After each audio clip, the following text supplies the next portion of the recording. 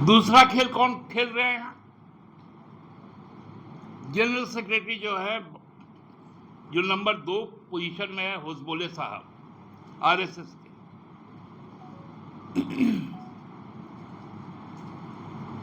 उन्होंने कहा कि भाई इसमें समाजवाद को हटा दीजिए, ये सब सही नहीं है।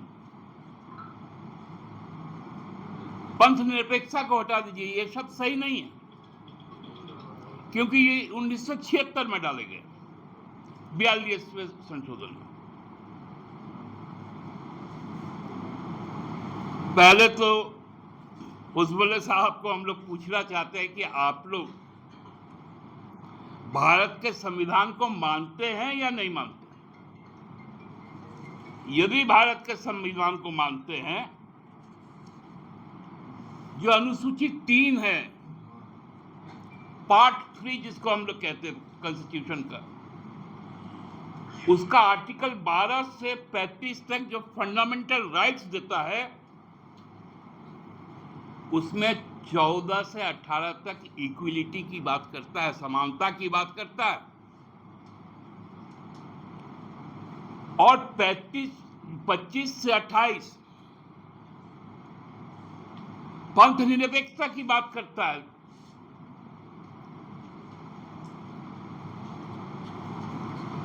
पंथ धर्म नहीं है।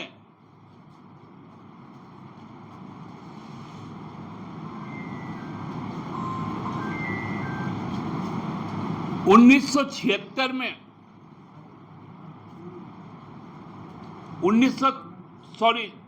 में सुप्रीम कोर्ट का ये जो फैसला आया है कि जो प्रस्तावना है वो संविधान का अभिन्न अंग है। अभिन्न अंग इसलिए है कि उसमें जो आर्टिकल्स है उसका रिफ्लेक्शन इन 2 शब्दों में।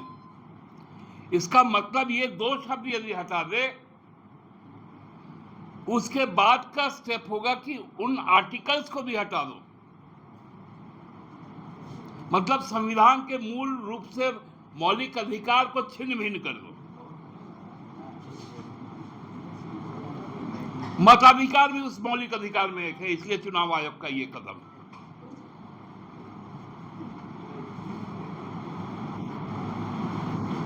आज एक नया शब्द आया है बाजार में,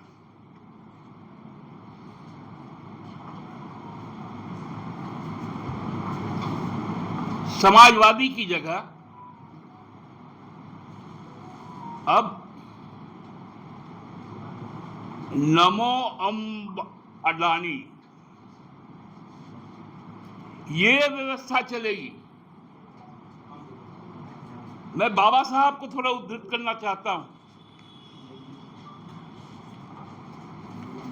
बाबा साहब ने संविधान सभा में कहा था,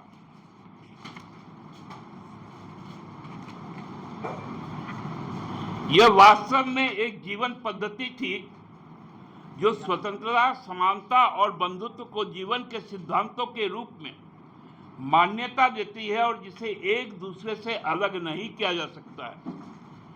स्वतंत्रता को समानता से अलग नहीं किया जा सकता है, समानता को स्वतंत्रता से अलग नहीं किया जा सकता है, और न ही स्वतंत्रता और समानता को अलग किया जा सकता है। समानता के बिना स्वतंत्रता बहुतों पर कुछ लोगों की सर्वोच्चता पैदा करेगी। स्वतंत्रता के बिना समानता व्यक्तिगत पहल को खत्म कर देगी। बंधुत्व के बिना स्वतंत्रता और समानता चीजों का एक स्वाभाविक क्रम बन। आपके मताधिकार पर भी हमला है, और दोनों हमले एक साथ हुए।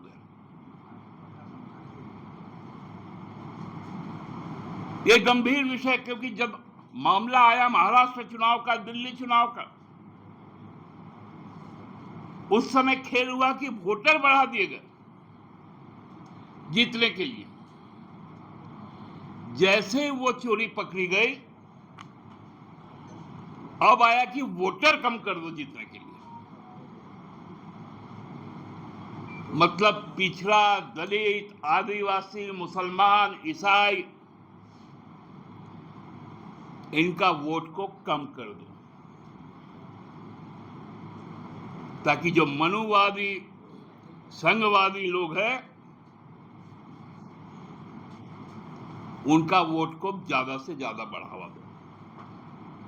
क्योंकि जो कागजात मांगे गए वो तो ग्रामीण परिवेश में 90% लोगों के पास नहीं होंगे।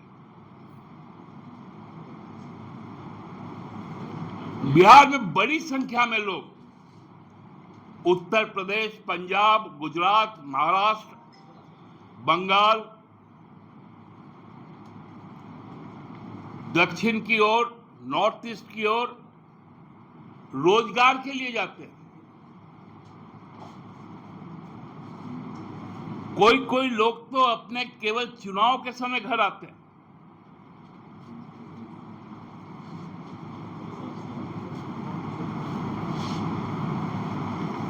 और वैसे समाज में 1 महीना का समय देकर एक फरमान ठोक देना, यह हताशा नहीं तो और क्या है।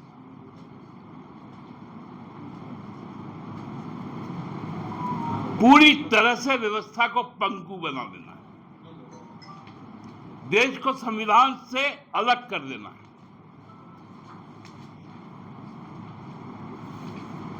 देश की सारी शक्ति मुट्ठी भर लोगों के पास रहेगा जो अपना नेता भाजपा को मानता है। ये साजिश को आज हम लोग देख रहे हैं। अब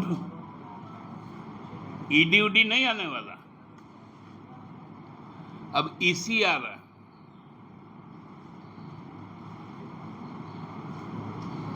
मतलब आप समाज से क्या मांगेंगे जब आप समाज को वोट ही नहीं कर पाए?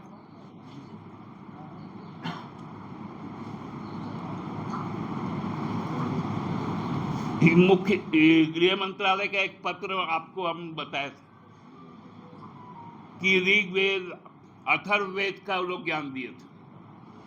वो चिट्ठी आप लोग के पास भी होगी,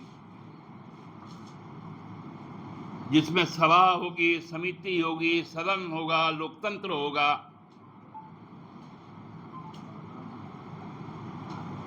और काम कौन सा हो रहा है? प्रजातंत्र में प्रजा को हटाकर तंत्र के द्वारा शासन का अपने अधिकार में लेना। यह गंभीर समस्या है और मुझे जो जानकारी मिली है, अगस्त माह से इसकी शुरुआत झारखंड में भी होने जा रही है। एक वरिष्ठ अधिकारी ने मुझे बताया, चुनाव आयोग का, कि दादा ये काम हम लोग आपके यहां पर भी करने जा रहे हैं, जिसमें हम लोगों को लक्ष्य दिया गया कि आपके निर्वाचक मंडल को कम से कम मताधिकार का प्रयोग हो पाए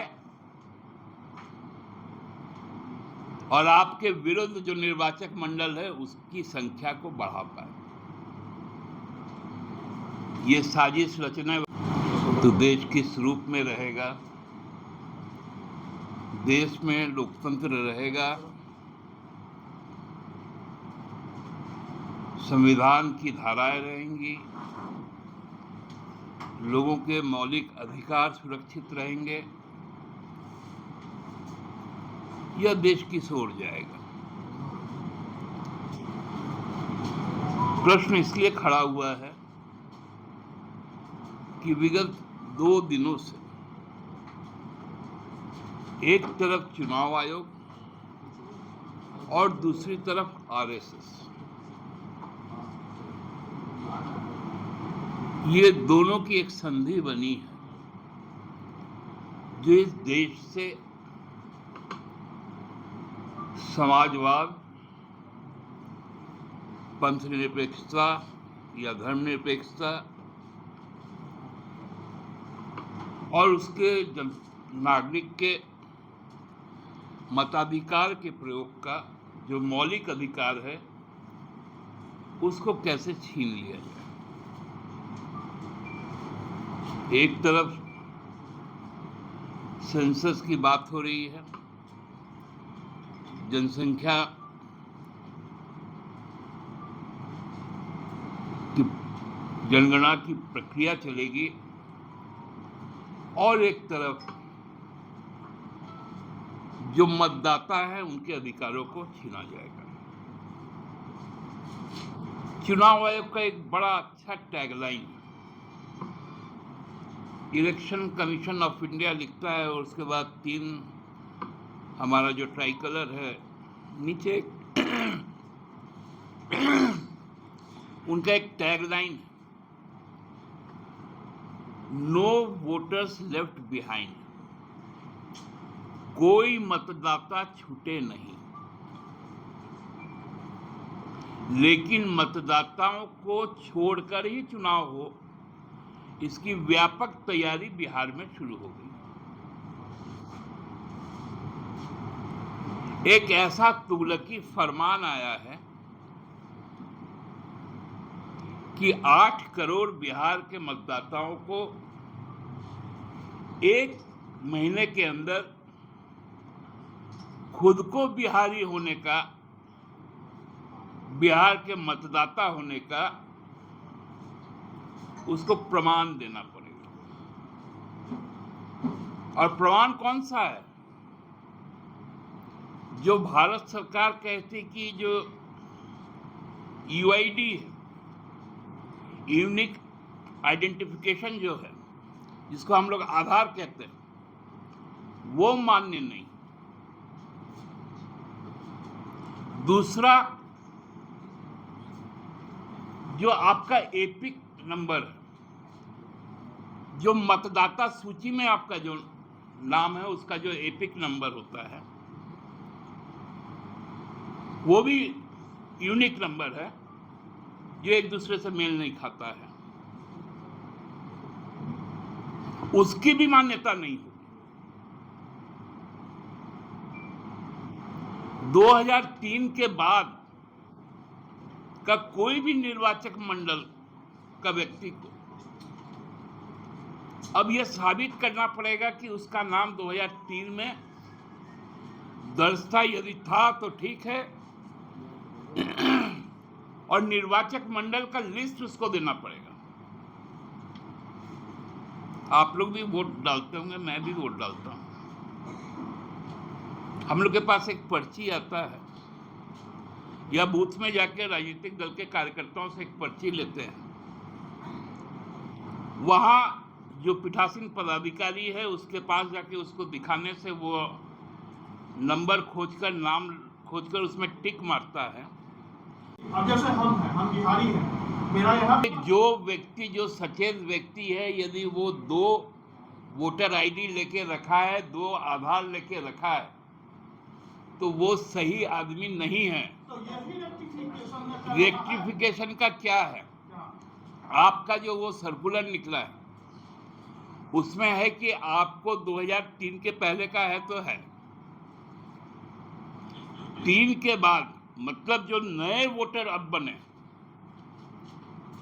या जो पिछले बार पहला बार वोट किए थे, अब उनको पुनः यह साबित करना पड़ेगा कि वो मताधिकार का प्रयोग कर पाए। तो दोनों जाति धर्म के लोग ना परेशान होंगे, सिर्फ हिंदू को फायदा हो जाएगा और मुसलमान को घाटा। मैंने हिंदू मुसलमान नहीं कहा, मैंने निर्वाचक मंडल कहा। मैं हिंदू मुसलमान, वो भाजपा की भाषा है। तो भाजपा आरएसएस को फायदा हो जाएगा, वोटर उसी का वोटर बढ़ जाएगा। बढ़ा ना मध्य प्रदेश में और दिल्ली में, ये महाराष्ट्र और दिल्ली में जब वो चोरी पकड़ा गया कि बढ़ाने से जीत पाएंगे, तो अब नया थ्योरी आया है कमा के भी जीत सकते हैं। अच्छा दादा, महाराष्ट्र में जो हुआ उसके बाद राहुल गांधी ने जिस तरीके से उठाया, लेकिन इलेक्शन कमीशन ने तो उस पर कह दिया, अभी अपने वीडियोग्राफी के ऊपर भी इलेक्शन कमीशन का जो है, अब तो यही आप लोग बिहार को चूंकि कंसर्न कर रहे हैं, तो आप लोग कहाँ जाएंगे? इलेक्शन कमीशन पर तो आप सवाल उठा रहे हैं। अब चुनाव में चुनाव आयोग के पास जाके गुहार लगा के कुछ होगा नहीं। अब तो हुआ कि जो वीडियोग्राफी होगा 45 दिन के बाद उड़ जाएगा, उसका वैलिडिटी समाप्त हो जाएगा। नहीं, मेरा सवाल ये है कि विपक्ष कहाँ जाएगा, मतलब आप कोर्ट वही तो कहाँ पूछ रहे हैं। जाएगा? अब संघर्ष की ओर ही जाना है। देश बचाना है, लोकतंत्र बचाना है तो संघर्ष की ओर जाना है। और संघर्ष में सत्ता एक माध्यम है और सत्ता में आपको आने से रोकने का तमाम प्रपंच चल रहा है। अच्छा दादा, दूसरा सवाल है जो बिहार में झामुमो है, लेना जानता है। तैयार रहिए पूरे ताकत के साथ, महागठबंधन के साथ और हेमंत बाबू के नेतृत्व में बिहार का चुनाव हम लोग लड़ेंगे। गुरुजी की तबीयत, देखिए तबीयत स्थिर है और अब हम लोग बहुत जल्द प्रार्थना करते हैं कि उनका स्वास्थ्य लाभ हो। इतना ही बता पाएंगे क्योंकि गहन चिकित्सा के अधीन वो सर गंगाराम में है।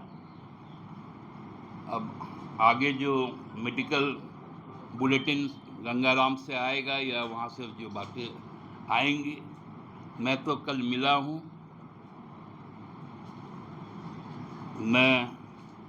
वो उस समय सो रहे थे और फिर उनके चरण स्पर्श करके फिर आया हूँ। तो गुरुजी हमको लगता है कि स्वास्थ्य लाभ बहुत तेजी से करे, यही सब हम प्रार्थना करते हैं। इस बात को काहे भूलते हैं आप लोग? सीट बटता एफर्ट, बिना एफर्ट का बात कर रहे हैं। हम जिम्मेवारी के साथ आप लोग के सामने बात कर रहे हैं, तो बिना जानकारी है, बिना एफर्ट का थोड़ी बात कर रहे हैं। आरंभिक संदेश तो यही दे रहा है। आरंभिक से नहीं होता है, जिसका अंत भला वही सब भला। जब बनारस में होती है तब तो आदमी चुप हो जाता है, जब वो विद्यार्थी परिषद का रहता है, भारतीय जनता युवा मोर्चा का रहता है, मध्य प्रदेश में होता है, गुजरात में होता है, बंगाल और झारखंड में होता है, तो आप लोग के पास में मुद्दे आ जाते हैं। मेरा बेटा मुंह लटकाया क्यों बैठा है? मेरे सारे फ्रेंड्स कितनी मस्ती करते हैं और मैं बस स्कूल से घर और घर से स्कूल। तो चलो तुम्हें कहीं बाहर ले चलती हूँ। बाहर क्यों? चलो आज ही वाइल्ड वादी वाटर पार्क चलते हैं, जो है रांची का बेस्ट वाटर पार्क, जहाँ है फन और मस्ती का फुल डोज।